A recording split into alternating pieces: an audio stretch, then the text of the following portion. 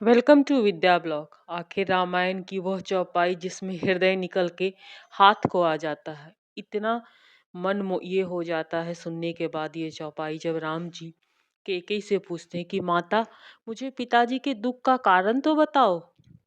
मोहि कहो मातु तात दुख कारण, करिए जतन जेहि होई निवारण।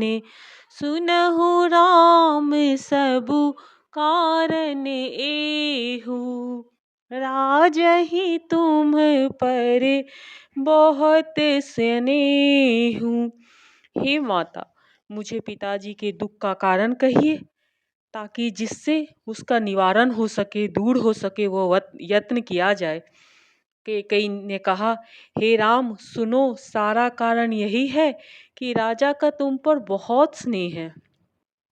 देने कहे नहीं मोहि दुई वरदाना, मांगहु जो पर जो कुछ मोहि सुहाना। सो सुनि भयउ मूप अरु सोची, छाड़ी न सकहि तुम्हारे संकोचु। इन्हें मुझे दो वरदान देने को कहा था, मुझे जो अच्छा लगा वही मैंने मांगा। उसे सुनकर राजा के हृदय में सोच हो गया, क्योंकि ये तुम्हारे संकोच नहीं छोड़ सकते। सुत स्नेहु इत बचनु उत संकट परउ नरेश, सकहु तायुस धरहु सिर मटहु कठिन कलेश। इधर तो पुत्र का स्नेह है और उधर वचन प्रतिज्ञा। राजा इसी धर्म संकट में पड़ गए। यदि तुम कर सकते हो तो राजा की आज्ञा सिरोधार्य करो और इसे कठिन कलेश को मिटाओ।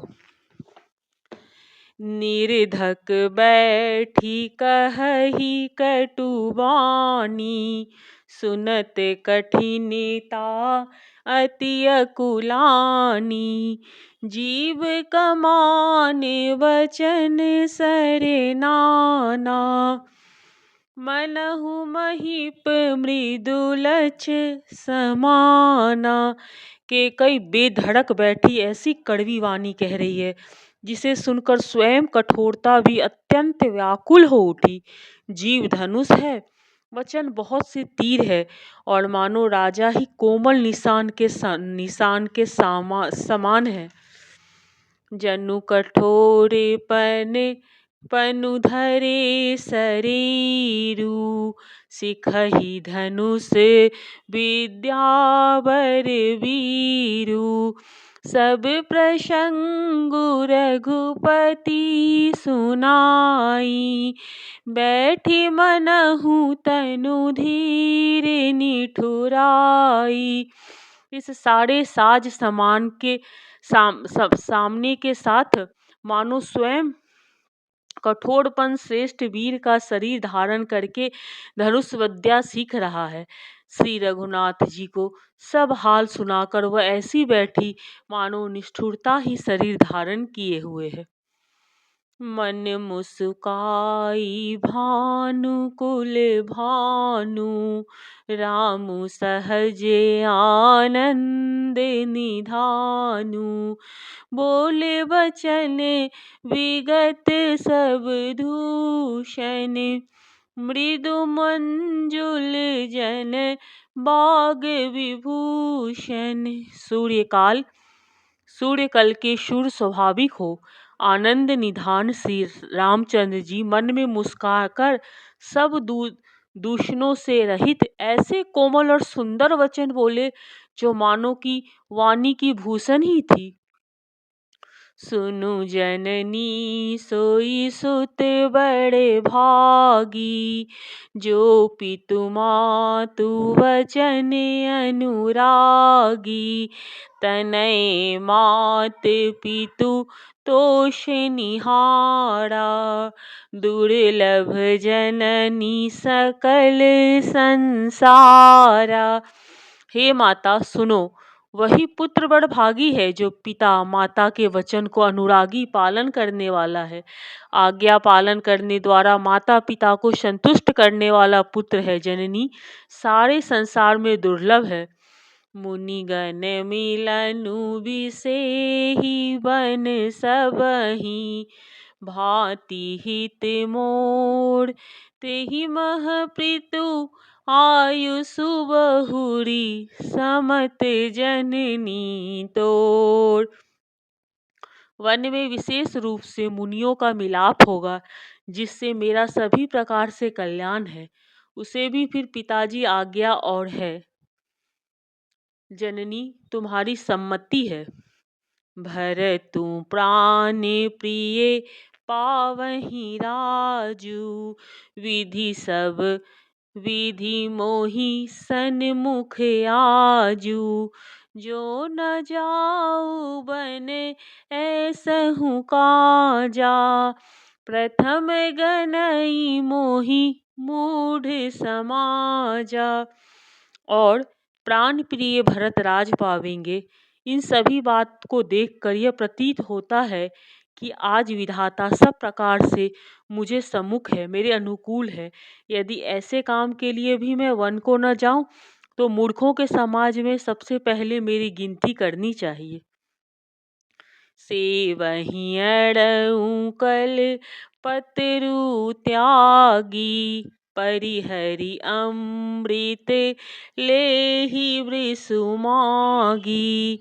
तेनो पाई यस समहु चुकाई, देखु विचारी मातु मन माही।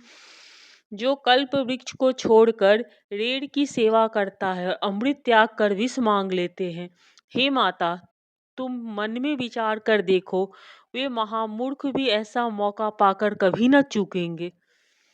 अब एक दुख मोहि बिसेखी, निपट बिकल नर नायुक देखी।